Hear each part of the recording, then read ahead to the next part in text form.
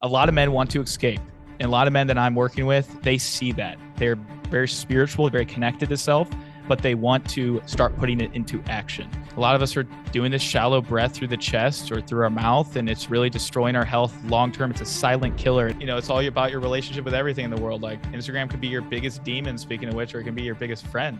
What's up, Captains? Before we dive into today's interview with CVC Wellness, aka Christian Van Camp, a word from our sponsors. First off, this episode is brought to you by Lambs, which is this shirt that I'm wearing right now. It's honestly one of the most comfortable shirts that I've ever worn. It's one of my favorite shirts because not only does it act as wearable blueberries, which, as you know, if you've been listening to this podcast for a while, are one of my favorite snacks. I eat blueberries like it's my job. In fact, that reminds me, after this, I'm going to go upstairs and get some blueberries. But how the shirt acts as wearable blueberries is because it protects you from EMFs, which stands for electromagnetic fields. And EMFs cause oxidative stress in the body.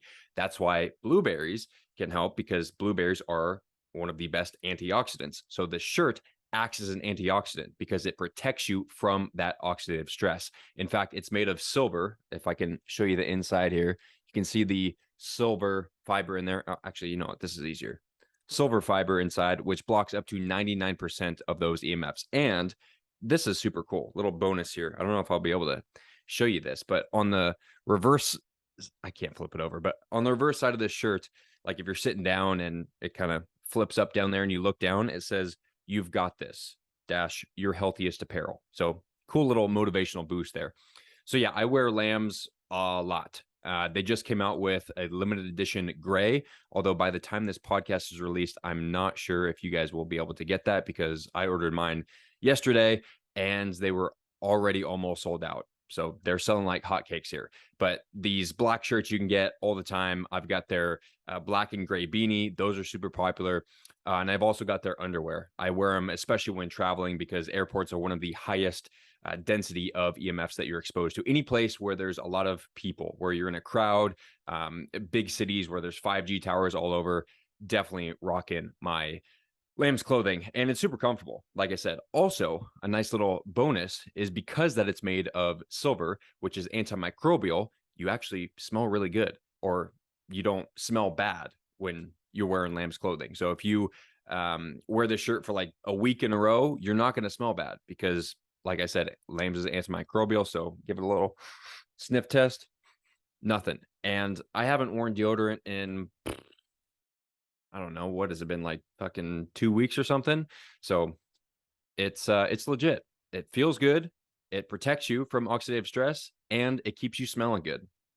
It's a win-win. Oh, also, they donate 5 meals to Feeding America for every purchase. So you got nothing to lose. Use code Captain Morgan at getlambs.com to save yourself 10% on the world's healthiest apparel. Next up, this episode is brought to you by Aries Tech. Specifically, this little device that I've got on the back of my phone here. This little sticker that they make that you just place on the back of your phone, and that protects you from EMFs as well. So the Aries doesn't actually block the EMFs, but what it does, this is super cool. It actually draws in the chaotic energy from the EMFs and modulates it so it's less harmful to your body. Fascinating. I'm having them on the podcast so we can talk about it so you guys can learn more about this. So it's super cool. So this little device here has a effective radius of about 6 square feet. This one that I've got around my neck, which has unfortunately been sold out for months, I imagine will still be sold out by the time you guys are hearing this. So sorry about it. This one's got an effective range of about 12 square feet, and they make even bigger ones that you can like place on your Wi-Fi router that are good for the whole entire room. So super cool.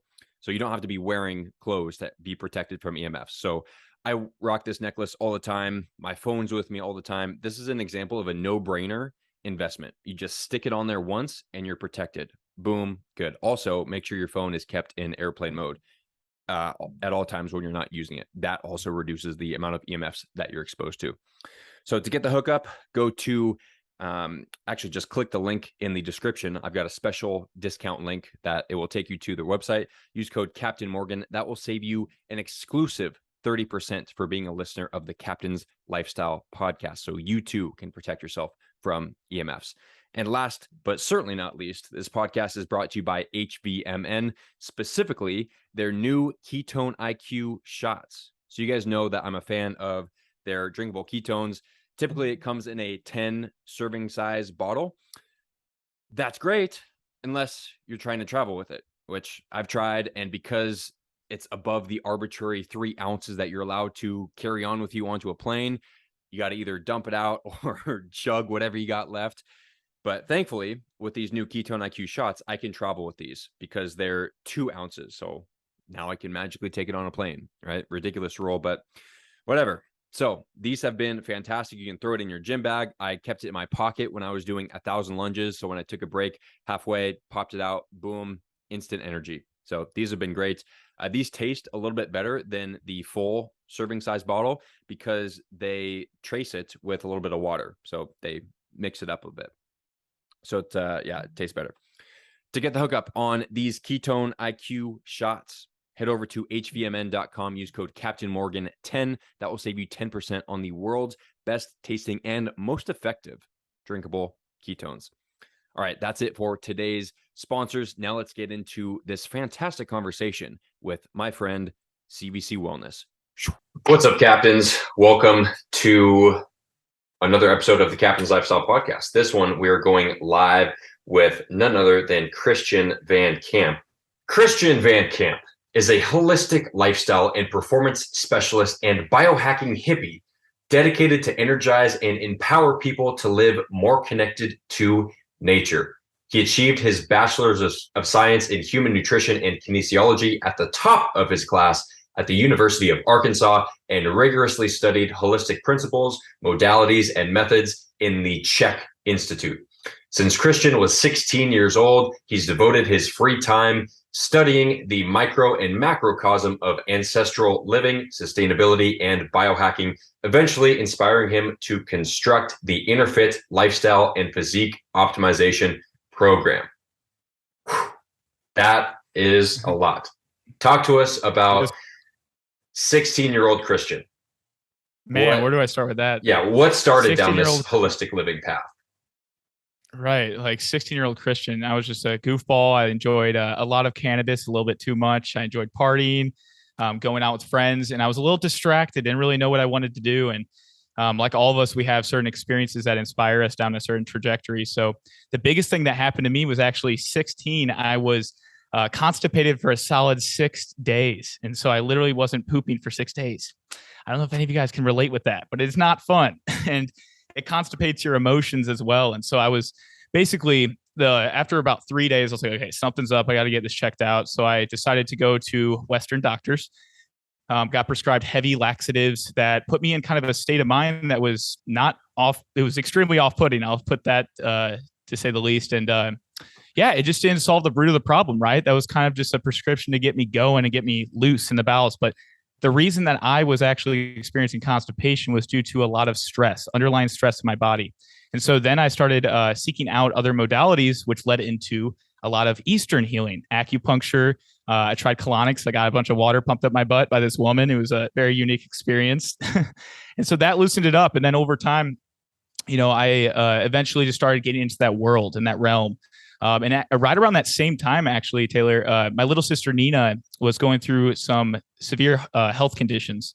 In December, like Christmas Day of 2013, she was put into the hospital for having high pneumonia and a lot of issues going on with her health. We thought it was going to be temporary, but 3 months later, she's still in the hospital bed, losing a ton of weight. And we come to find out that she needs a heart transplant.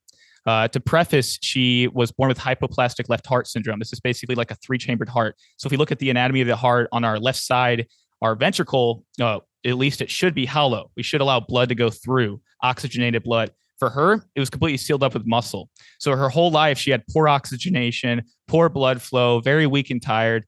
And, that eventually led to the failing heart, which eventually she received a new heart. And now she's alive today, just absolutely doing a lot better, right? And she's always had gut troubles as well, prescribed amoxicillin, a lot of antibiotics. And so one thing led to the next. I was like, okay, I don't really have any severe health consequences, so I don't have an excuse. I started developing that stoic mindset without even knowing it. And I started just researching a plethora of natural healing modalities. And studying kinesiology, studying nutrition, biochemistry, anatomy and physiology, all those fun sciences in my eyes. And now I'm here today just coaching men and helping them up level their health. 6 days of constipation. That's intense. Man.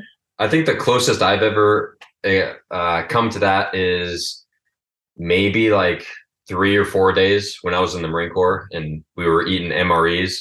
It's called the MRE shits. Like it's all these, preservative chemicals in this food because, MREs are supposed to last years, so it's all chock full of chemicals and that gunks up your inside. So I can relate to the feeling slightly, but 6 days, that's crazy. How was the colonics? How was getting water pumped up your butt? Dude, in all honesty, it was very pleasant. Really? Okay. I mean, man, you've done coffee enemas, right? You've I have not. I'm familiar with them. Yeah, dude, it's really game changing. I mean, it's so weird to start at first. For all of you guys listening, you're probably like, what the hell? You're putting stuff up your butt. But in all honesty, it's so amazing how you feel afterwards. Like you literally just cleared out your whole colon all the way up to the transverse colon going up. And it just feels phenomenal because you're just lighter, you're looser, especially when you tap into the coffee enema, because it has the antioxidants, it stimulates the bowels in a way. So it's extremely healing, all enemas of all types and colonics. So I felt extremely relieved after that. She emptied everything out. So Are you familiar with fecal transplants? Oh yeah, I have looked into that. Yeah, I got an email a while back from a guy willing to pay me for my fecal transplant because he's had like some super serious health issue. Yeah, I forgot what it was. And I responded once and I think he responded again, but it just got lost in the email inbox. But that's something super interesting. And even South Park did an episode on that, like trying to get Tom Brady's poop, I think. Because I want you to go into this because a lot of people don't understand that your gut is your second brain and your gut is home to your gut microbiome, which basically plays a role in every single like immune function and like hormone production and neurotransmitter production. And so if we're depressed or anxious or we have like skin rashes or a lot of things, most of the time it can be attributed back to the gut. Correct. So talk to us a little bit about the importance of gut microbiome health and what people can do if they're experiencing like leaky gut or something like that. Absolutely. So, I mean, just to start off, we have 100 trillion bacteria in our gut right now. Just think about that. That number's almost too hard to comprehend. So each and every one of them, different types. There's so many different types. There's hundreds of thousands that all play a different role, right? So the whole idea is to feed them what they deserve, right? It's this symbiosis you want to create in the body, not this dysbiosis where they start attacking you. And that's actually where autoimmune comes in. I strongly believe that over 90% of autoimmune disorders come back to the gut. And if we think back to Hippocrates over 2,000 years ago says that itself, all disease starts in the gut. And it really is so true and grounded in legitimate science over the past 20 years. So yeah, the microbiome is extremely diverse. It's loaded up with thousands of different types of bacteria. They all have different roles. And they do control your exact emotions, how you feel, your energy levels. They control what your skin looks like, your aging process. And this is something I've been tapping into over the past couple of years, especially because that's directly related to nutrition, right? And this is the unfortunate truth is most universities, because I went to university, are not teaching the importance of microbiome health, which is literally the most important factor of all walks of life. But we're learning about food, only food. What about when you eat the food? What happens, right? So we don't talk about necessarily the why and the effect afterwards. So it's so important. And we'll go into a lot of things today, I'm sure, with nutrition and the importance of it. But for the most part, just feeding your gut what it deserves, taking times away from food too. I think we're eating way too much in this day and age. We're eating more than we are taking breaks and giving the digestive system a break itself. And that actually aligns with ancestral eating, which is something we'll talk about soon too. But overall, I mean, there's a whole array of things that occur with your microbiome, and your metabolism's a big one. If we just pinpoint your microbiome, you're going to start losing weight, burning fat, and balancing out the right bacteria versus the ones that will be deleterious to your health. Mm-hmm. You mentioned university. I'm curious to hear your experience with this because you got your bachelor's in nutrition. How does that compare to some of the things you learned afterwards, like at the Chek Institute, for example? What was the the level of, I guess, coherence there? I mean, in all honesty, like university is wonderful. I think the thing it taught me the most is discipline, holding myself accountable. But for the most part, they're lacking a ton when it comes to grounded science today with nutrition. I mean, out of all my studies and all the things I know nowadays, it primarily is influenced through all the modern day books coming out from these incredible nutritionists, these holistic nutritionists, these naturopaths, these individuals that are at the frontier, that they're pioneers in the health industry. That is where I've learned most of my background. And I'm sure you can relate with that too. Is like literally we have all these free resources right in front of our fingertips that we can take advantage of. It just takes the grit to learn it. So, I mean, with that all being said, a lot of the stuff taught in university, well, they're based on USDA. They're based on the FDA. They're based on all the other governmental agencies, which are not truly out there for your health necessarily because they're tied in with pharmaceuticals. They're tied in with the food industry and big food. So yes, Taylor, so much nonsense was taught to me, and I had the open eyes while everyone was brainwashed, studying it real hard. I was just kind of like, all right, okay, pasteurized dairy is essential for calcium. Awesome. Or the food pyramid. Great. Like, this is awesome. So in all honesty, like my background right now in my strong suit with nutrition, all the things I was taught that were not in alignment with my highest self inspired me to go even deeper into what is. And so that's what actually inspired me the most, is tapping into, the Chek Institute and the truth around that, and seed oils and all the things that I think most of us should be keen on nowadays are not taught in these classes. Typically, universities are about a decade behind, like the most up to date, especially with something as in-depth and constantly changing as nutrition, right? There's always new studies coming out because it's so complex. That's one of the things that I was wondering about your university degree. When you signed up for college, did you know that a lot of this information would be outdated and you just kind of got it for like, hey, I have this piece of paper now, you can trust me? Or what was your thought process going into it? I was actually just kind of like in that mindset right there, where I was kind of like hesitant. I had this like debate in my heart where I'm like, damn, like I don't really want to do this necessarily and dedicate 2, 3, 4 years to this. But then I realized in the end, like, hey, I'm already like locked and loaded. I really went in depth primarily with kinesiology and kind of transferred most of my energy to nutrition. And so that's where I strongly, that also goes into this discussion is kinesiology primarily teaches stuff that is 10, 20 years behind, right? We got like the knees over toes guy, for instance, coming out big, helping people with knee rehab. Well, the reason he's coming out big is because we're working on full range of motion. In this day and age, we're still taught in these classes not to do knees over toes and full squats. It's ridiculous, right? Maybe under high load, don't do that, but really everyone should be squatting deep. That's literally ancestrally speaking. We would be on the gardens, we'd be squatted super deep and primal. So there's things that I became aware of as I began. And I was like, it's kind of screw it. I'll do this. I'll knock it out. I also had a lot of scholarships and things that kind of just allowed me to go down that trajectory anyway. Nice. Yeah. Cause if you look at a baby, all babies have perfect squats. It's amazing, isn't it? Immaculate. They can just sit down there and chill, like no big deal. And we lose that because, well, there's a few reasons. One, I think primarily these desk jobs and school, we're just sitting for hours and hours at a time, and we're losing our hip mobility, and our backs tighten up, and we wonder why we have lower back pain and tight hips and all these issues. Well, you're sitting all day long.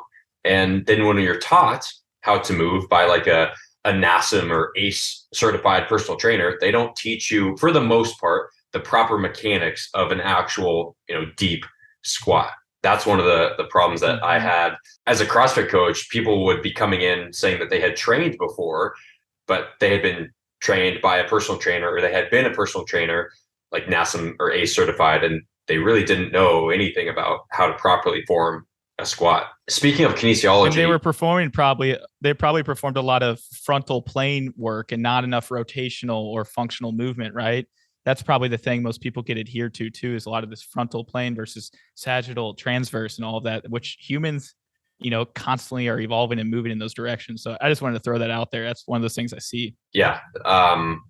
Let's go into that after this question, because that's a good example or a good path for people to follow for functional training, right? We're always focused on the frontal plane. But going back to kinesiology, are you familiar with Dr. David Hawkins? Oh man, he rings a bell. Is it Stephen? No, not Stephen Hawkins. That's No. different guy. Yeah. Dr. David Hawkins talks about like kinesiology and muscle testing to determine the answer of any question, as long as it's a yes or no. He says that, which I believe, that there is this collective consciousness and the universe knows the answer to everything, right? And he says by a muscle test, you hold out your arm and somebody presses down on it. And if it tests weak, then the answer is no, I believe. And if it tests strong, like if somebody's pushing down on your hand and your hand doesn't move, then it tests as a yes. So we won't go into that if you're not familiar with that. But I think that's a super interesting concept that they definitely didn't teach me in my kinesiology class.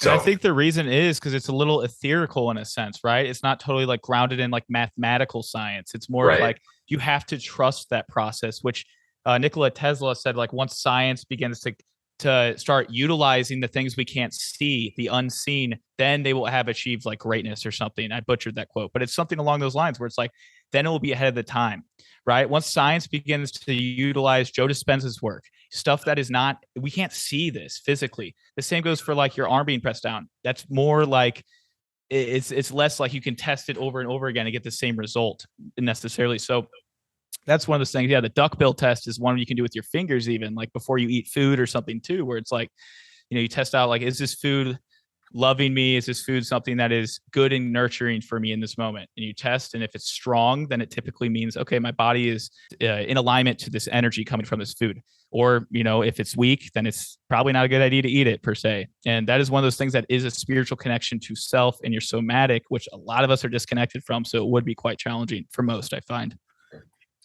Yeah, we know a lot of things intuitively. We know what we're supposed to put into our bodies. People know that they're supposed to sleep, that they're supposed to eat good quality food. They know that they feel good when they're connected with nature. They know that, hugging somebody that you love feels really good, but we lose touch with these things in our modern day and age. And then we have to rely on some scientific study to tell us that this thing is healthy. Cite the facts. Where'd you find this information? It's like, motherfucker, go test it for yourself. Go stand outside, grounded in the sun, and tell me you don't feel better after. You don't need to study, just go do it. Right? So that's another problem with relying so much on studies, is because typically, all the mainstream information is, again, years behind what has been proved, what we know as holistic health practitioners. We know that all of these ancestral habits and wisdom, that it works, right? But other people are skeptical. So before we get into the frontal plane and sagittal transverse plane type exercises, what would you say to somebody out there who blindly trusts what their doctor is telling them for health information? And, they have to have, these scientific peer-reviewed studies to back any sort of claim. What would you tell to somebody like that, in that position, who is suffering from some type of health condition, but they're relying on traditional Western medicine to heal them? Yeah, I think I tell them, experience trial and error. That's one of the best teachers, right? However, why do that when you can just test out other modalities that are right in front of you and see how you feel from that, and then base your feeling off of the result and also a continuating, the certain modality you want to utilize, right? And also asking people, do you want to rely on something outside of you, exogenous from your temple your whole life? Do you want to do that?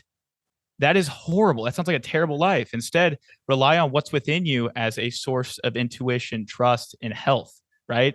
And so I think that's like a big like bomb for people to wake up to, is like, wow, I actually do not want to rely on anyone but myself, or anything but myself. And that's what everyone is doing. They're putting their hands into a doctor's, in our doctor's wallet, we'll say. We're literally putting everything into these doctors and fully trusting them.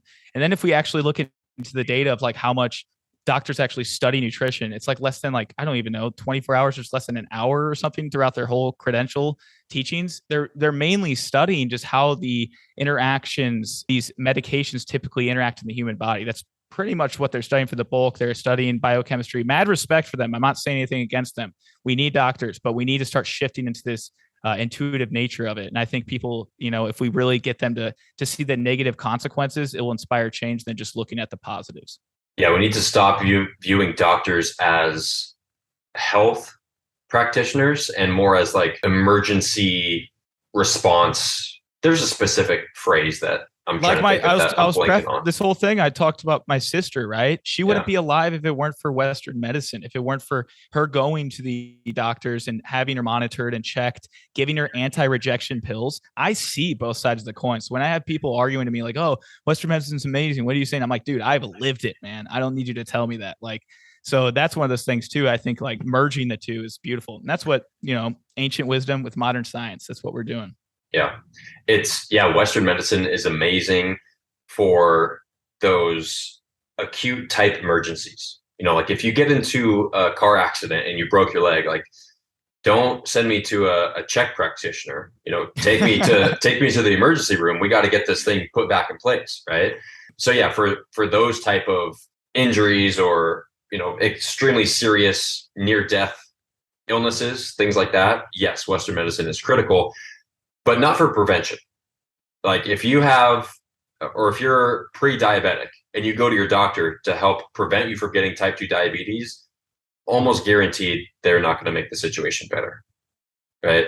Of course, there are good doctors out there, right? I'm not shitting on all doctors, but for the most part, it's all funded by the pharmaceutical industry. So they're not worried about making you healthy. They're worried about keeping you on these medicines. So they get money. All right, now let's get to exercise and primal movement and functional movements. So you mentioned the frontal plane, sagittal, transverse planes. Most people are going to have no idea what the heck that means. So briefly touch on that and the importance of training. Yeah. So if we're focusing on transverse, this is one of my favorites because it's rotational. It's kind of like how everything is in nature. Everything is spiralic, right? We have the hair on our head. That's, we have the little, what are they called? Calluses or cowlicks? Cowlicks. It's all kind of cowlicks. Yeah. Like a cow licked it or whatever. You look at like certain dogs' butts, you see they have a kind of like little spinny rotational. So I always think about that as kind of something, and DNA in itself is spiralic, and the way wind turns, tornadoes. So everything in nature is spiralic. So if we can start focusing on kind of spiraling and getting our spine, our upper torso rotating, our lower body rotating, very helpful. One of my favorite movements is wood chops. I just love that, being able to have their foot forward and kind of, you guys can just look it up, wood chops, and get an idea of what it's like. Practice something like that, with a cable or band or something. Or you could actually chop wood. That's what I was actually thinking. Yeah. Or chop wood. I know you're big on like tire, the sledgehammer, right? That's super fun too. So that's what we've kind of evolved to be able to do to survive, is like literally doing those kinds of movements. And we would plus chicks dig it. And chicks did it too, right? the lumberjack physique, chopping wood out there. You got it, Taylor. Sun. You got it. Yeah, man, I love it. And so we have the transverse plane, which is all that kind of rotational movement, and then we have sagittal. So it's like the idea of like moving side to side versus forward and back all the time. We don't even walk backwards either. So I think that's important to take advantage of, is just moving backwards. But sagittal is like side to side. So our hips are locked up, right? Where our hips are just always forward and back, and we aren't using a lot of the intricate hip abductors where we're opening the hips up. We're not using side steps, for instance, are one of my favorites. So you can literally get a band and put it by your ankles, have straightened knees, lock out the knees, and just kind of angle your toes inward like a duck, like the duck walk. People like, or not the duck walk, that's outside. You'll do pigeon toed, and kind of have this pigeon toe and walk side to side, literally just burning your hips up. You will, if you never do this movement, you're probably going to be crying by the end of 10 steps, because it's really, it is tiring, And so working on things like that is extremely beneficial. It's going to open up the hips. It's going to release pressure off the psoas major, which is a muscle that connects to the femur and up to the lower back and the vertebrae. So that's what primarily causes people back pain. Lower back pain is this tightness there. So if we can start working on this kind of side to side movement, it's at least helped me over the past 3 years really prioritizing that. I used to get like spontaneous lower back pain. My hips would get tight, and just focusing on the side to side movements and rotational movements, just stick to those two basics, and it'll help tremendously with pain relief, pain management, and just living a long kick-ass life. Yeah. Let's talk a little bit about mobility, because I used to have lower back pain as well, especially coming out of the Marine Corps, having to carry those heavy packs that just fuck your back up, and the hikes, and your knees are all shot and everything. What helped me to where now I don't have any low back pain, I don't have any nagging aches or pains anywhere in my body. I think what's helped tremendously with that is in addition to all the other, health aspects like reducing inflammation through grounding and diet and proper sleep, is just having the proper mobility to get into these positions and not be struggling.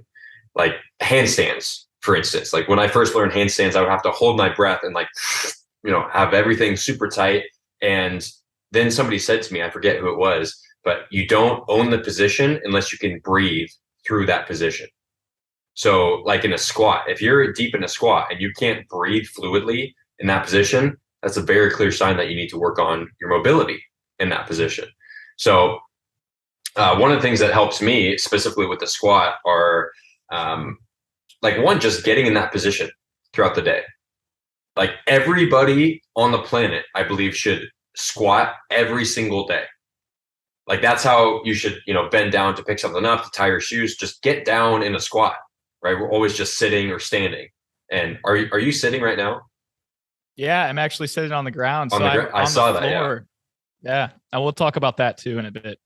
Yeah, let's talk about that, because one of the things that I talk about in my program is the difference between working out and living an active lifestyle, right? Working out is, you go to the gym for an hour a day. People say they don't have time for that because you got to drive to the gym, do your workout, drive back. It takes an hour plus, right? That's what people think.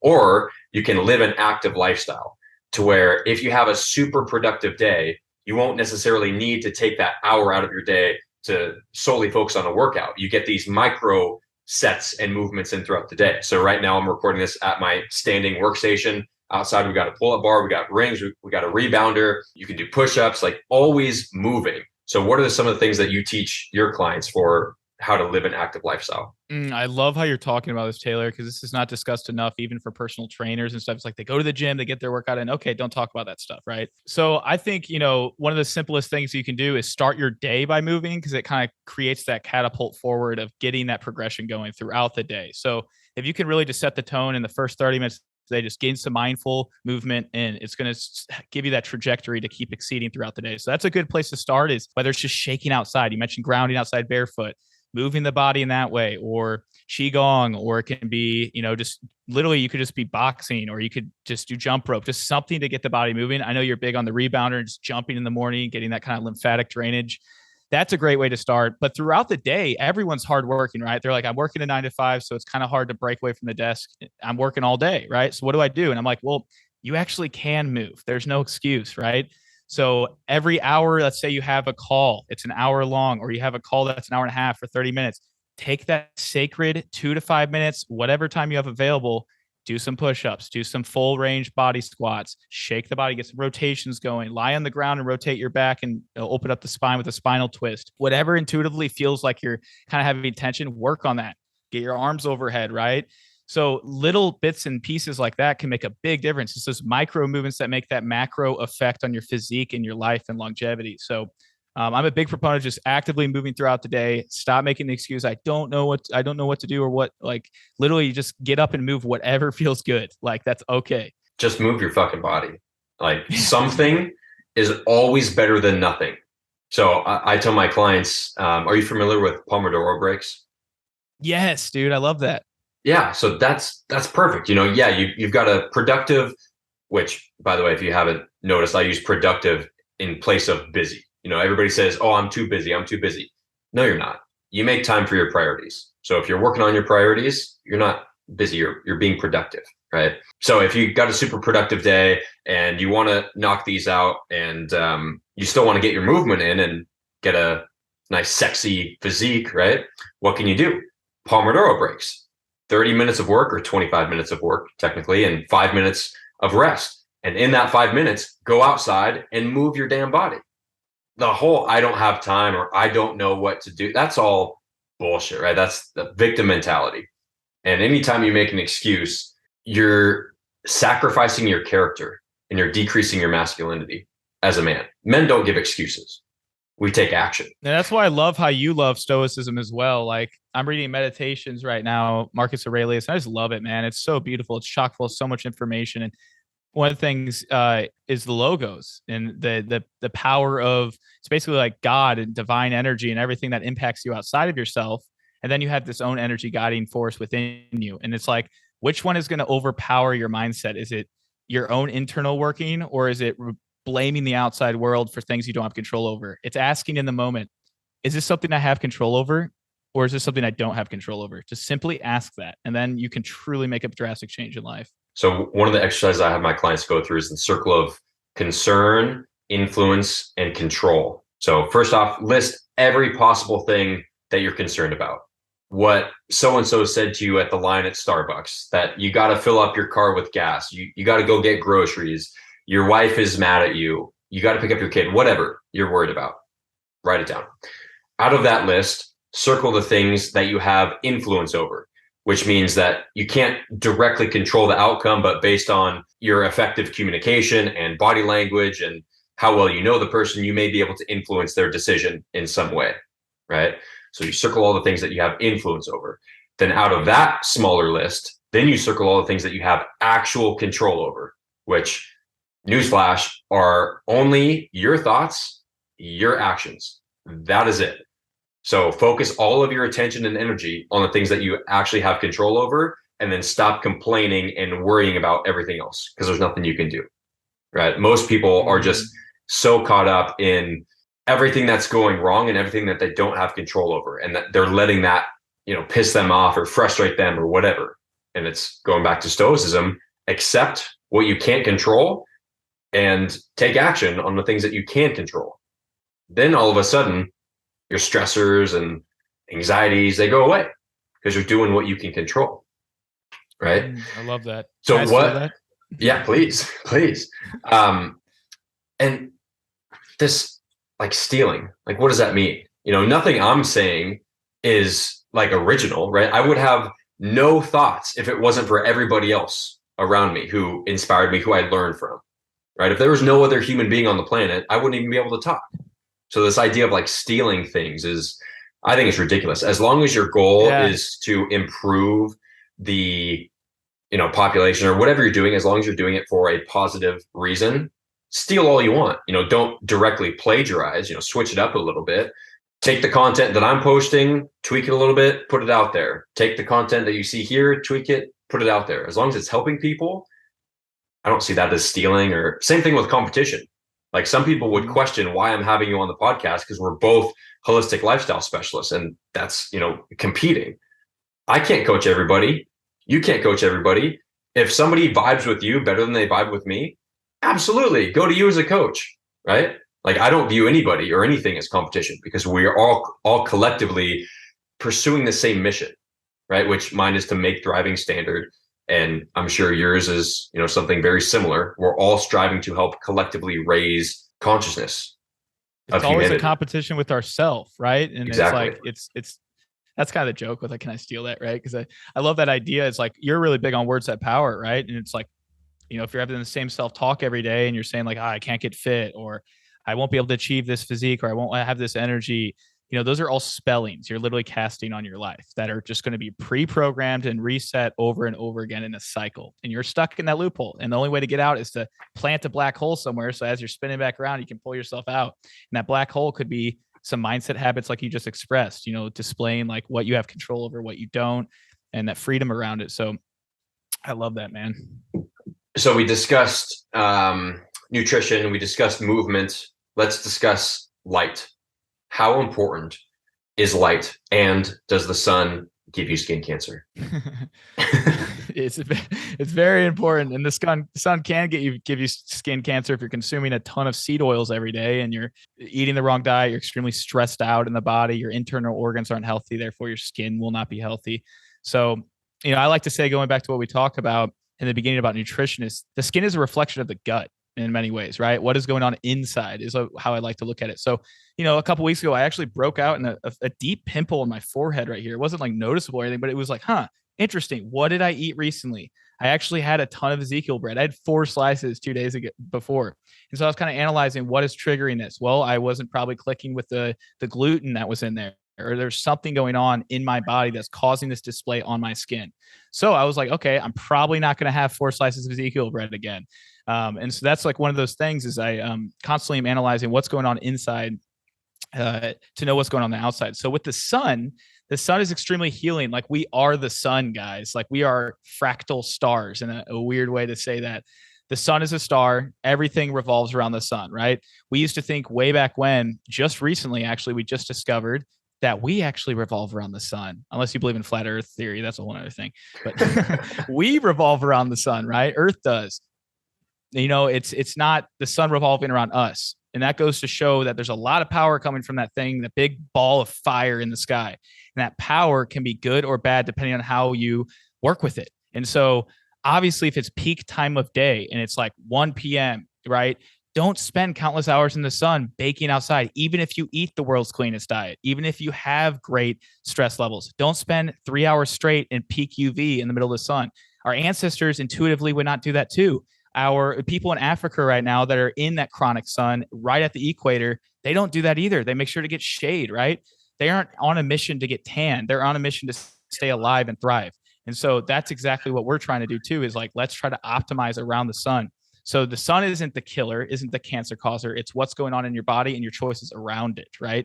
And so I strongly believe start with anti-inflammatory diet, start with keeping stress levels low, get sun first thing in the morning, get the last little bit of sun at the end of the day. That's been shown to even help with sleep, those special infrared wavelengths. So overall, circulate your life around the sun just as much as you are circulating on Earth around the sun. Agreed. Now let's talk about indoor light exposure. How important is your light environment while you're inside?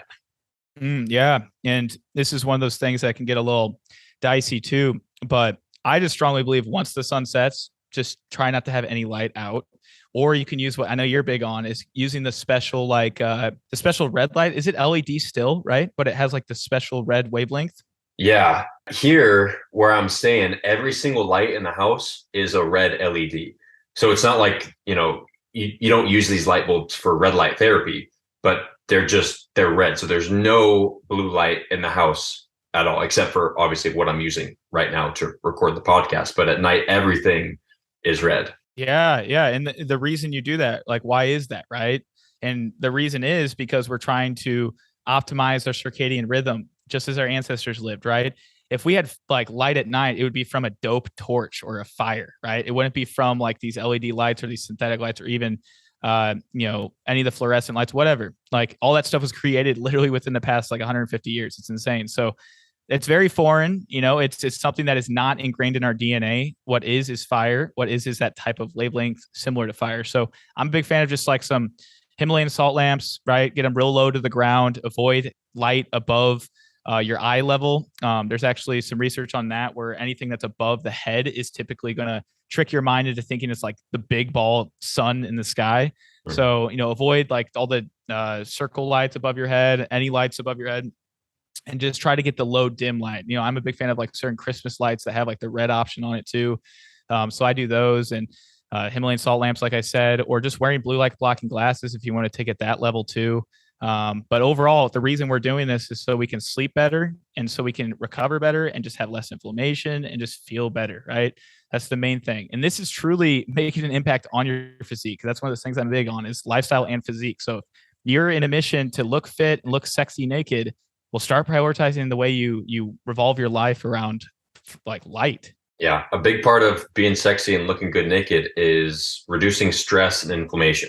So let's talk about some of the biggest causes of stress and inflammation in the body. We've touched on a lot of them. Gut health and what you eat is huge, obviously. So we don't have to go too in depth into that. What are some of the other, most critical things that people should watch out for stress and inflammation? I would say, this one's kind of unconventional, but literally starting the day by looking at the phone. Like this is just not something people think about, but that immediately elicits this kind of like going back to exogenous in the beginning too. You're literally putting your energy outside of you versus like inward and into your health and body and vessels. So I'm really big on just starting the day, just staying away from the phone. If you have an alarm, great, turn it off like right when you wake up, but set it aside. Just like open the blinds right away, get that sunlight going back to sun as well. Wake up your circadian clock and don't do it with a little 5-inch device in your hand, right?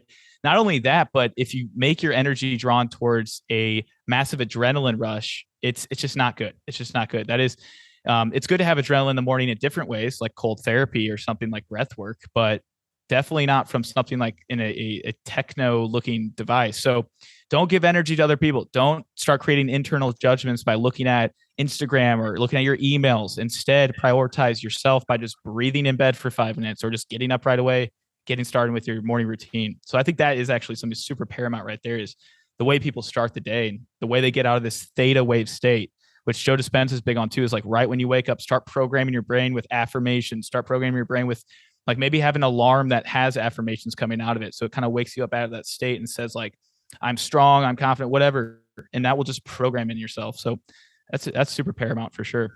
Mm-hmm. How do you start your day? What's your morning ritual like? I spend the first couple hours scrolling through Instagram, and then it's like all ironic. No, I'm just joking.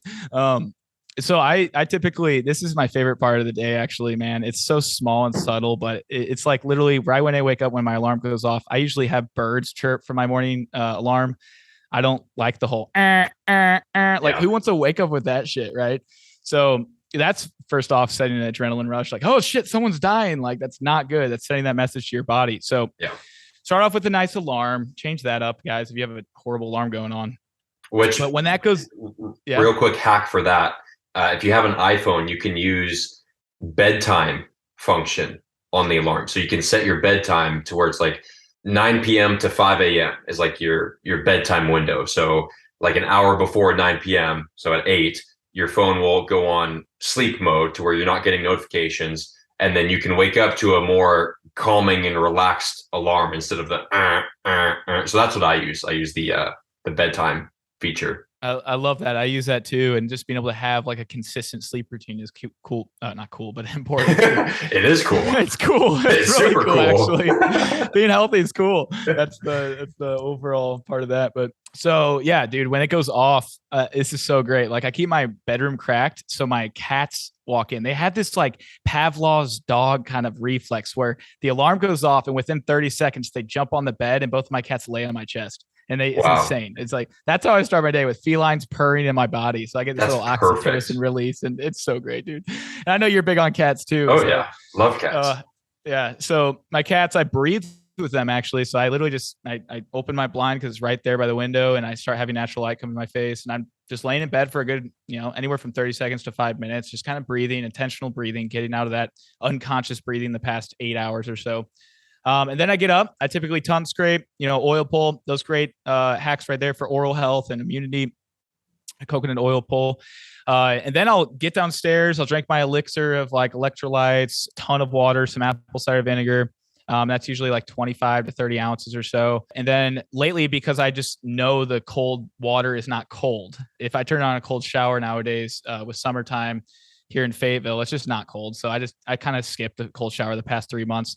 I'm trying to get an ice bath at some point, but beyond all that, I go outside, get some sunlight on my body, try to get my balls out there, get that full nude sunbathing in, because that's extremely beneficial just for overall awakening the body, but also just so many benefits we can go into with that. So I do that anywhere from 5 to typically like 20 minutes outside. And that's when I get my mindful movement in, do that qigong, get some shaking in, wake up the body. And then after that, I usually sit down and work on some journaling for a page. I've been really prioritizing a journaling practice, a lot of gratitude, a lot of kind of goal setting for the day ahead. What do I want to accomplish? What would make today great?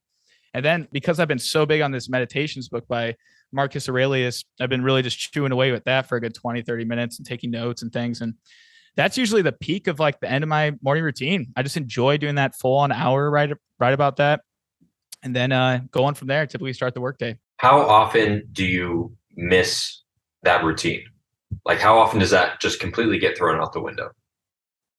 To be honest, not very often. Even when I travel, it doesn't get off because I have a way of flavor of kind of changing it up. Like, if it's a different location I'm at and it's like, oh, all this stuff's going on, it's okay. Like it's one of those things. So yeah, not too often, actually. I have to say I commit to it even in different environments. And I think most people can too. I think it's just all about just like knowing what to do. Yes. So this is where I'm going with that question, because just yesterday I was on a call with members of the Captain's Lifestyle crew, which is my private online men's community. And a common theme kept coming up. We had 2 guys just recently move and change environments. And they said that the number one thing that they were struggling with is sticking with their specifically morning ritual with this new environment. And I want to hear some of your strategies on why you commit to that morning ritual, like why it's so important and how it makes you feel afterwards, and some of the strategies that you can use when you are traveling. So the why behind it is I feel freaking good doing it. That's number one. And I mean, I've had a lot of trial and error going back to that too, is like in my past, man, I've had just get up, grab the coffee, do all that stuff, right? Just immediately give to the outside world is the big one. You know, being on the phone, I've had bad tracks with that in the past. And so I know how that feels. I know how I feel after 15 minutes of being on my phone right away. And I just feel like just totally dopamined out. I just don't feel good about myself at all. It's just one of those things that I think if you tap and dig deep into the negative consequences of stuff and how you felt in the past, it can elicit change a little bit more. That's actually grounded in science too. Instead of just setting goals all about the beautiful outcome and the butterflies and rainbows, really focus on what it would feel like if you didn't achieve that goal. So my goal is to always wake up feeling refreshed because I have to be that way. I mean, that's my career, just as you are. Like I'm literally trying to be a leader in health and I got to practice what I preach. So that's a big inspirer too. But yeah, the other part of it, like while I'm traveling, for instance, I don't travel all too often, but when I do, it's making sure to really have all my supplies with me, right? And to be honest, it's not a whole bunch of stuff, but making sure I got good, clean water source. I'm not going to be drinking tap water. So first thing in the morning with my elixir, making sure I have that. Making sure at the place I stay, I can find within a block or even on the property, there's some grass outside. There's some place to ground. There's some place with sunlight if possible. Taking advantage of just a cold shower, you know, that's pretty easy to do. Pretty much everything is there. I make sure, you know, all the things I went through are pretty basic fundamentals most people can access, right? So making sure I bring my electrolytes or my sea salt so I can get that salt intake in. I think most people can access these things even during travel. So it's not like you need all this crazy biotech and like biohacking stuff. You can take advantage of certain things like, okay, bring your red light therapy machine with you, whatever, do things like that. But in all honesty, just stick to what Mother Nature provides. Basically, just stop making excuses. Yep. Like if you can't have your exact morning ritual, that's fine. Don't let the whole thing go out the window. Like do something. Movement, for example, you need nothing. You just need your body. You can move, right? The sun is always there. Even on an overcast day, being outside is better than being inside. So really what it comes down to is just stop your bullshit excuses, right? Mm-hmm. Can I offer you a language upgrade? Yes, please do. What'd you catch? Yeah. So you mentioned that you are trying to be a leader in this space. Ooh, take call. Out the try. You are a leader in the space. And then you followed it up with, I gotta follow these lifestyle habits. You don't have to. You get it's to. A choice. Right. Mm-hmm. Yeah. So I am a leader and I get to follow these lifestyle habits.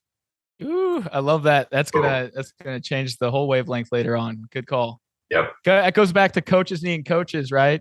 All mentors need mentors. All therapists need therapists. Let me ask you this question. What is the number one piece of advice that you could give to somebody who is looking to start their lifestyle optimization journey? I like, this is probably more new just because the stoicism going back full circle, but the idea of temperance, like, you know, really asking what is essential? Like, cause I think everyone we're bombarded by so much crap on Instagram and all these sources like, do this hack and you'll lose 10 pounds of weight in 3 months. It's like, well, is that even necessary drinking cucumber water with lemon every day? Like maybe it will help you out, but is that really the ultimate way to improve your health? No, that's coming from outside of you once more. So asking like, how can I really elicit change in my life for good as a lifestyle, not a quick fix, is by what is essential. What is that sweet spot where you can actually see change? And this could be how many times you're working out a week. This could be based upon the foods you're eating, what timing of the foods you're eating, the amount of food you're eating, right? So just asking what is essential in my life, what is necessary for me and the greater good. And I think just asking those types of questions will really inspire change more so than relying on something that will be that ultimate fix. I like that answer. And I would like to give my answer, which let's hear it. I want to hear it. May be biased. It is absolutely biased, but my answer to that question is to hire a coach. Because say somebody does ask themselves that question, like what is essential? Maybe they don't know what is essential. Like, okay, we've got the basics of sleep, but like, how do they specifically get quality sleep if they have kids and their whole nightly routine is all fucked up, right? Or, you know, they know about eating healthy, like they can do the basics in that, but specifically for them, like how do they optimize their nutrition, especially if they travel a lot, or exercise. Like what if they have a certain like injury or impingement somewhere and they're trying to work around that. So I always say hire a personal coach who understands this holistic way of living, who can tell you the things that will work for you, right? So instead of not wasting time, but instead of it taking longer for you to do the research on your own to find out what works best for you, hire somebody whose job it is to work one-on-one with somebody who can get an overview of your lifestyle and say, okay, based on everything that you've mentioned to me and your goals, this is the essential thing. Like you're asking, what is essential? This is the most important thing that we start with. So what's the process that you have your clients go through in the InnerFit program? Like say somebody signs up, what does that entail? Yeah, I love what you said, by the way. And just going off of that, I think they both go hand in hand. Like they both are so intertwined and very well said. I think, like hire someone, like not even just hire, but work with someone, like have them help you in many ways. So you don't have to do it alone, right? Asking for help does not make you weak at all. It shows a lot of courage. There's a lot of strength. Take advantage of that. So yeah, how do I start with that? So the InnerFit program, I like to, pillar one, and I know you're big on this too, is starting with mindset, starting with intention, starting with identifying what's going on inside, and then start working on the things, right? So mindset and purpose is pillar one. It's really identifying what is my purpose on this planet and how do I go through that? There's a lot of exercises we go through. Identifying, I know you're big on this too, is core values. What do you even value in life? A lot of us are going through life not even knowing what we truly value, right? It's kind of like a heady thing, like, oh, I like my car. No, that's not a core value, brother. I value the new iPhone. Yeah, like, right. Oh man. See, that's the thing. It's like understanding, like, what do you truly value in your heart throughout your childhood, right? And some of the things with the purpose, I love asking these types of questions is, what did I enjoy as a kid? What kind of activities did I enjoy as a kid? I think that's like how we should start living, is living more playful, living more fruitful in that aspect of our childhood. Like we weren't thinking about what we liked. We just liked it. Right. And that was from our heart. Another thing is just like, asking what puts me in the flow state, right? What is one of those things that puts me in the flow or the zone? That is something that you should probably do more of because it's taking you away from thinking about time. Instead, it's putting you in this like time zone, right? This time warp. So that's a big one right there. And just, there's many other ways you can go through that. But I think overall, just really tapping into your why, tapping into your purpose, identifying what your mission is. And it doesn't just come to you. You have to work for the mission. God, nature, source doesn't just provide us the answer. We have to work for it. That's what makes life fun, is we find that answer and we follow it. So that's the number one thing, is really identifying, why am I here in this program in the first place? How am I going to move forward? What are the steps to get there? What resources, environmental things do I have available to help me get to this goal? What are some of my mindset traps and words that I'm repeating, preventing me from getting there? So that's kind of the onboarding right there, is really tapping into the why, the core values, and the mindset. This is the main issue that I have with most other coaches and programs out there, is that they focus on all the external things first. Like, what are you eating?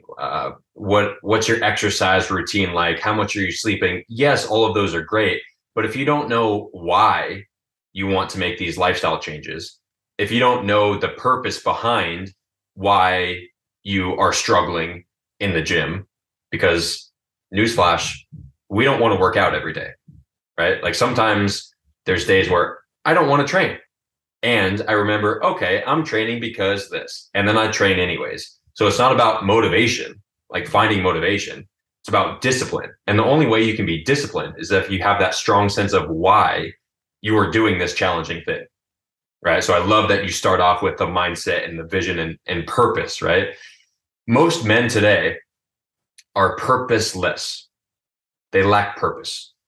They just wake up on autopilot, scroll their phone, make sure they still have all the same problems, that they're, check their email, make sure they're stressed out about all the same things, go to the job they don't like just to pay the bills, to live the life that they don't even like, right? Why? What is your purpose? Define that. Just give us like one or two strategies that you use with your clients to help them find their purpose. Yeah. I mean, it was kind of going off those questions, right? Like what puts you in the flow state? Another one of those questions is what comes natural to you. I think a lot of us, we kind of grew up, like for instance, for me, just a good example, like I've always been pretty artistic, right? And I've always had this kind of eye and sharp eye for detailed like art and painting and drawing and making clay and all of that.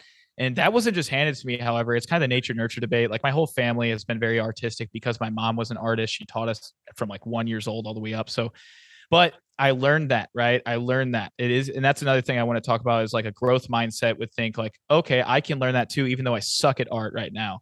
A fixed mindset would think, oh, I don't know. That's probably not something possible I can work on. Well, let's turn into the growth mindset and you can do the art. Just work on it relentlessly. I promise you will. So this is something, a caveat right there that comes into play. But overall, yeah, those kind of questions, what comes natural to you? What puts you in the flow state? What activities did you enjoy as a child? And then kind of the icing on the cake is really connecting it beyond your vessel, connecting it beyond your life and connecting it to a greater good standpoint. And this is something I think that is so important, because if we're only making it a myopic tunnel vision view on my life and how my life's going to be so great if I focus on this purpose statement, that's a huge problem, right? We're not going to feel enjoyment. And I strongly believe that real enjoyment comes from helping others. That's like what we really need to do, is sacrifice ourselves for others. That's how we grow, right? And so selflessness is a stupid word, I find, because like being selfless is not good, but I think it's more about the idea of self-full, like being full, and self, capital S or capital or lowercase s, right?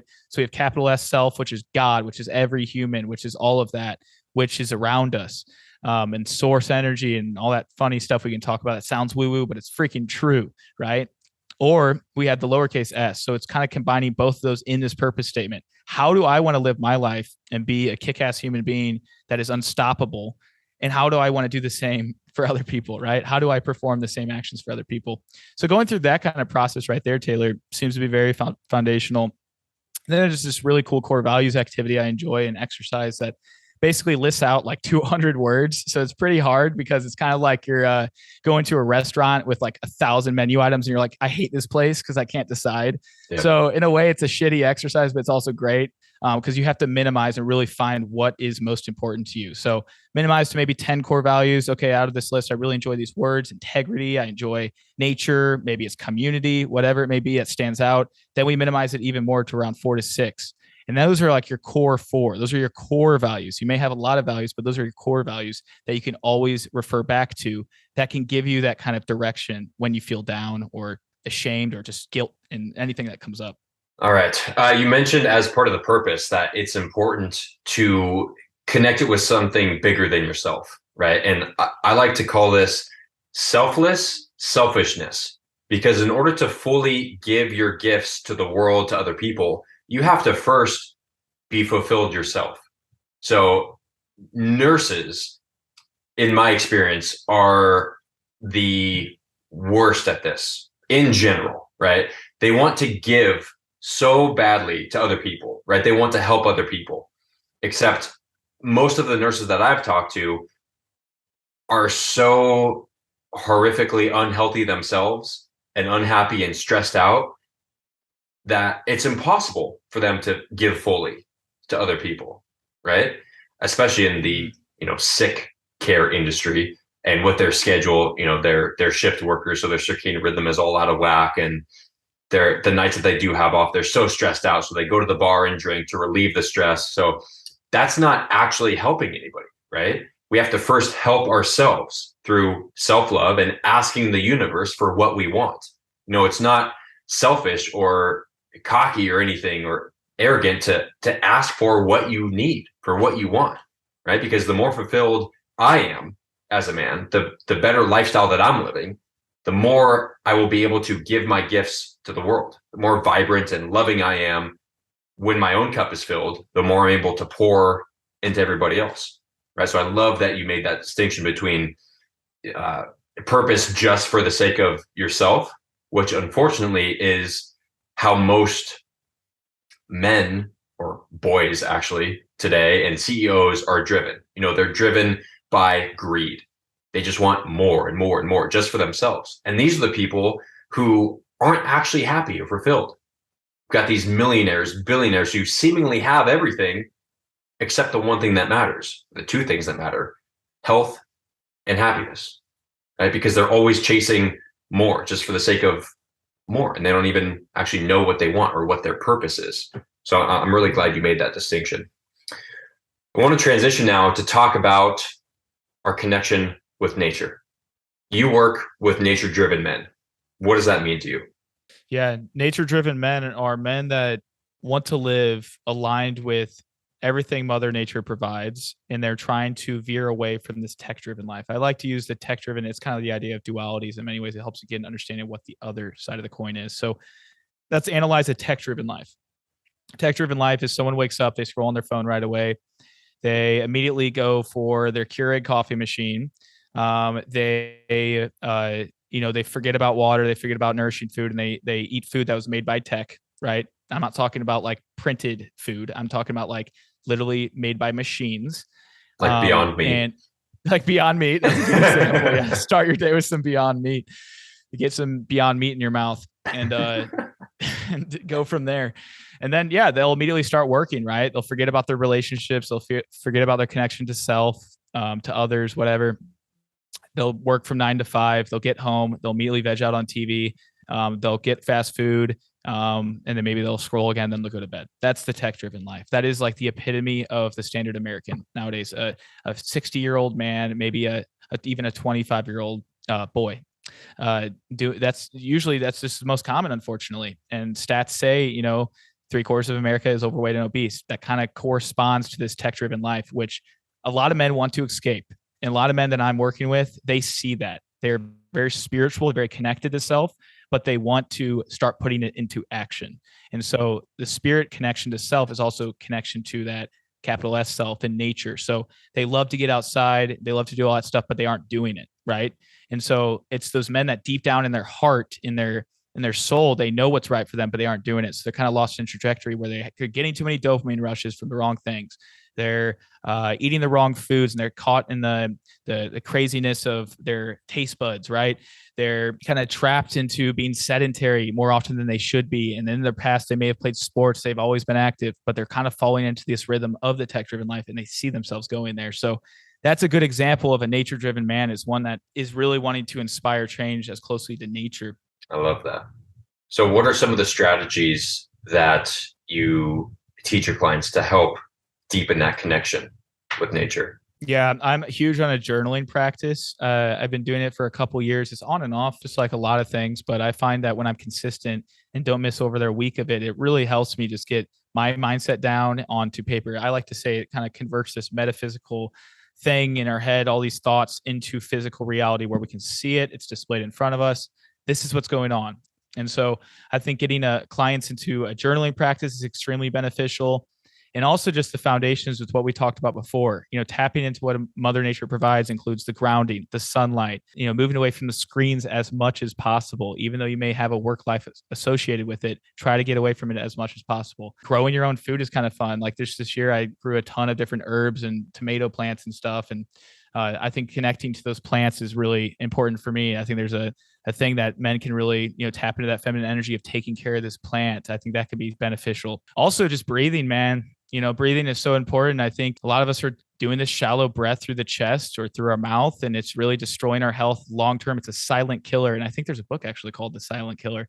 And it's associated with breath too. And I think if we can just start really being conscious of our breathing, that will help out tremendously too, because that's another Mother Nature thing. That's another nature-driven aspect of life, is being conscious and controlling your life versus letting this automatic response come in from your nervous system. So I think a lot of things, the foundation is regulating your nervous system.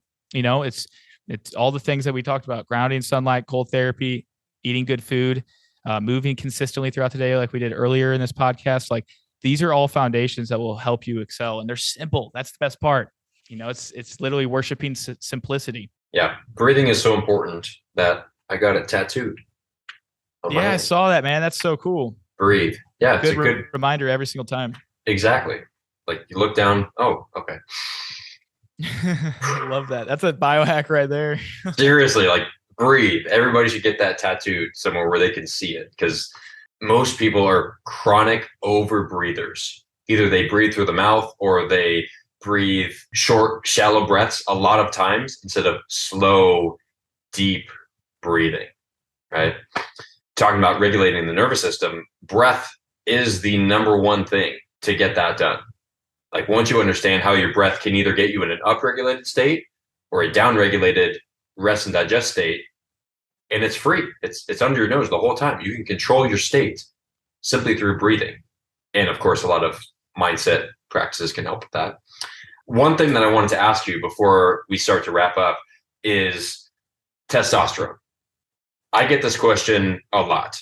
Young guys like our age, early 20s, mid 20s, are looking to get on TRT, some type of hormonal replacement therapy. And I always advise against it until they have maximized all of the natural ways to boost testosterone. So what are the biggest movers when it comes to maximizing testosterone naturally? Good. You added naturally. I could have said TRT right there. Just blast test. Yeah. Right. Man, natural ways, like, food is foundational, to start cutting out all the foods that destroy it. Added sugars, just be very careful with how much sugar you're consuming on a daily basis. Anything that affects the gut integrity seems to be really impactful on our hormones as well. And it cause a cascade of things. So really monitoring what you're eating, I think, is extremely important. What's going down the mouth. So start with that, eating clean fats, man, like just super nourishing fats and oils. I know you're big on a high fat, high protein diet as well. And that's something I'm so big on. Is like, I strongly believe most men do incredibly well with it. A diverse array of healthy fats that will support your testosterone. Like cholesterol is manufactured in the body from fats, from oils, outside in. So if we can get that cholesterol up, it actually will help out healthy cholesterol, let me point out, and balanced cholesterol. If we can get that up to a certain level that's beneficial for us, it's going to therefore help out with our testosterone levels too. It's a precursor, like literally testosterone. The precursor to testosterone is healthy fats. So if we begin to eat more ghee, butter, grass-fed beef, organs, we eat all those kind of animal fats, beef tallow, all that stuff is super awesome. You can also consume plant varieties, which include olive oil. I'm big on extra virgin olive oil daily. I like just a fresh avocado. I'm just big on all these types of fats like that. Cut out the seed oils. You're in a good place right there. Cut out the factory farmed meat. You're in a good place. So start with fats, start with beneficial protein, get adequate protein. I like to scale it out by saying most men can do well with 3 meals a day, 40 grams of protein per meal. What does that mean? Well, you can have good animal sources around that. Super easy to digest, super easy to assimilate, very low in any kind of plant chemicals that can cause havoc on the immune system, like oxalates, lectins, things like that, which typically wreaks havoc on the gut and therefore causes issues with our testosterone. So, getting some healthy meats in. Sardines, I'm a big fan of. I eat those like 2 to 3 times a week. I can't have Wild Planet sardines or Safe Catch sardines. Like I mentioned, some of the grass-fed organs. I eat liver and heart quite often. I'm a big fan of just grass-fed beef, plain old grass-fed, sustainably grown beef. Just stick to that. I'm not a big fan, however, of chicken and turkey. I don't eat it very often, and I find it to be one of those weird kind of animals that tends to store more toxins in its tissue more than ruminant animals like beef or cows. So not a huge fan of eating chicken and turkey all the time. You can have it sparingly if it's from a good pasture-raised source. But, those are all foundations right there. And just feeding your microbiome with healthy fibers, right? Avoiding huge insulin spikes and having that roller coaster throughout the day. Just what I like to do is kind of like a cyclical keto thing. So for instance, today, I've had straight up, actually, I've been fasting most of the day. It's like 3:30 here. And all I've had is just a big bowl of blueberries, like it's my job, Taylor. Mm-hmm. Eating blueberries, eat a ton of different fruit. I had a spoonful of coconut oil because I was just like, okay, I'm not really in the vibe to have food before us. And especially before a podcast, I like to think real sharp. And so it's one of those things to, not have sugar or whatever that kind of gives me this weird fogginess in a way. So typically I have this cyclical keto where I eat predominantly fats and proteins during the day, maybe fruit, which obviously gets you out of ketosis, but it's lighter. And then I'll have carbohydrates by the end of the day. This seems to be very beneficial for most of the guys I work with, is ending the day with starches. This could be like having sweet potatoes, one of my favorites, which is also great for testosterone, quinoa, pressure cooked beans occasionally is okay. So things like that is typically what I like to address with nutrition. And other things include, red light therapy on the balls. That's been shown to help out. Sunning the balls daily. That's more of an unconventional way that helps a lot. Just from an anecdotal standpoint, there's not much research on that, as you know, too. But man, when I do it, I'm lit up. I'm like nitric oxide's up. Like I just feel charged up from that. Literally the solar panels of your body. Exercise, lifting weights, compound movements, your leg day. Don't skip leg day, gentlemen. Focus on doing leg day at least once a week, right? Compound lifts like squats, deadlifts. I think it's super beneficial. Bulgarian split squats are great. They kind of open up the hips. Just really kick your ass, literally, to start working on leg day. That's been shown tremendously to help. So those are some basic ones right there I think we could cover. Yeah. Bulgarian split squats are brutal. Those always get me a few days They're after. like my favorite, least favorite at the same time. Yeah. It's like a love-hate relationship. All right. Last thing. I can't believe we didn't touch on this. Well, actually, language upgrade. I can believe we didn't talk about this simply because we didn't talk about it. EMFs. How big of a role do EMFs play in overall health, happiness, and productivity? So EMFs, electromagnetic frequencies, or radiation is a better word I like to use, because that's literally what it is. It's not just a frequency, it's radiation, quite literally. This is coming from 5G towers popping up left and right. Your phone, this is coming from Wi-Fi. Anything connected to any internet source is going to emit a high amount of this. It's been shown to impact fertility. It's been shown to really destroy your kind of natural rhythms and biological vibrations. Like, just think about it. Over the past 20 years, we've come out with this technology that's completely foreign to ancestral roots in our DNA. If we're going to start having that near our body or on our body all the time, it's going to cause deleterious effects. Now, a lot of us don't notice anything. So especially if we get cool tech like Aries Tech, I know you're big on, or we get Lambs apparel, we don't really notice anything right away because it takes time. Your body is trying to get back to equilibrium after years being around this. So if you're consistent, I guarantee after a year or so, you'll be like, wow, I'm actually feeling like my balls have grown because I haven't had my phone right by my balls all the time. Or maybe I'm not getting as much brain fog. I mean, there's some crazy, I don't know what they call them, but these different types of x-rays where they have people that have had their phone up to their head, and just like the color of red or whatever that's magnified in their skull when they're on the phone. It's an EEG, an electroencephalogram. EEG. Measures the brain waves. Crazy, right? Like, they literally had that lit up like completely red, like, so this stuff is real, guys. I mean, the best thing you can do, I guess that's probably what we're going to get into, is like what you can do to diminish it, right? Put your phone in airplane mode, whatever possible. Like, if you're not using it, just turn it on airplane mode, or even turn it off. Better than that. Get the technology we just mentioned. That stuff's incredible, like Aries Tech, or get Lambs, like a Lambs apparel, which is super beneficial. It has this special silver lining technology to literally block off 99% of radiation. Aries Tech, what we were talking about, has these microprocessors, which somehow deflects and like microfractionates like these waves to not be as causing issues to our vessel as much. So, I'm big on stuff like that, kind of the biohacks in a way, but to start with the root cause, right? Just try to stay away from it as much as possible. Put it on airplane mode, turn off your Wi-Fi at night, ground outside barefoot to diminish those unhealthy ones. And I think those are pretty beneficial right there and applicable. Yep. Guys, stop using your laptop on your lap. Literally, dude, I used to do that all the time. Right? I used to do that all the time back in the day. Yeah, before I knew about all this, like 5 years ago. Yeah, it's crazy. And become nature-driven. Become a nature-driven, inner fit man. Speaking of, where can we find more about you and your inner fit program? Yeah. You guys can just connect with me on Instagram. That's one of my favorite platforms right there for connecting with you guys, at CVC Wellness. My name is Christian Bandcamp, so CVC Wellness. And then you can also just go to cvcwellness.com and just check out all the great stuff I have on there. CVCwellness.com and CVC Wellness on Instagram. Links to both of those will be in the show notes of this podcast. You guys can just click and find out all of his useful information. You post a lot of helpful content on Instagram, and I love to see that your following is finally showing it now. You've gained like 30,000 followers in the past month.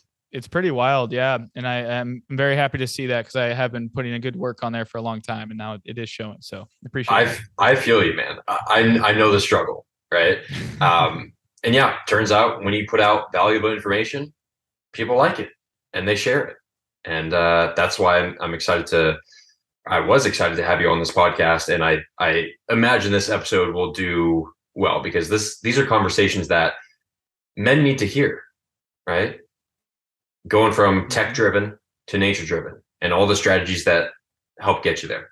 So if there's we already covered the one piece of advice. What is the thing that you're most excited about recently? Well, I'm in the process in the coming months. I know you got the incredible captain's lifestyle, and I'm sure there's freaking killer on optimizing so many different layers of life.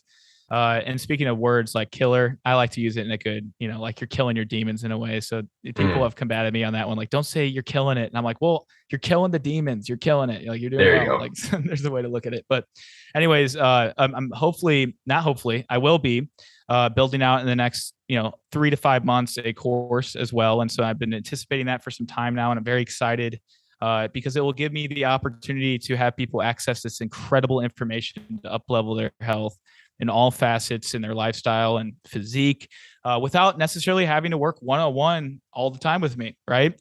Some people are go-getters and they can follow programs just as the people that work online, like they seem to do incredibly well. So I'm hitting that audience, and I think it'll be an incredible way to really help people out. So I'm very excited about a course build out in the coming months of the InterFit program. Excited for it. All right, Christian, thank you for coming on the Captain's Lifestyle Podcast. It was an honor getting to finally rock the mic together after months of back and forth Instagram DMs trying to figure this out. we could finally connect. Instagram is where all of my friends come from these days. Literally, all my friends come from Instagram. Connecting with these like-minded people. Yeah. It's amazing, isn't it? It's like there's it's all about your relationship with everything in the world. Like Instagram could be your biggest demon, speaking of which, or it can be your biggest friend. And like Instagram's changed my life. It's literally improved it in so many facets. It's like I wouldn't be doing what I am doing right now if it weren't for that in many ways. So very grateful for it, right? One of my favorite quotes from Shakespeare: nothing is either good or bad, but thinking makes it so. So a lot of people try to demonize social media, saying it's bad, it's causing anxiety and depression in kids. No, it's not. Kids have free will to who to follow. So if your kid or you are getting depression and anxiety from your social media, that's bad leadership on your part, bad parenting. Teach them, help them understand that this can be a fantastic tool, or like you mentioned, one of your biggest demons. It's all based on how you use it, right? So speaking of which, highly recommend everybody listening right now follow at CVC Wellness on Instagram. Like I said, he puts out a ton of valuable information consistently, right? So yeah, follow Christian, and thanks again for coming on the Captain's Lifestyle Podcast.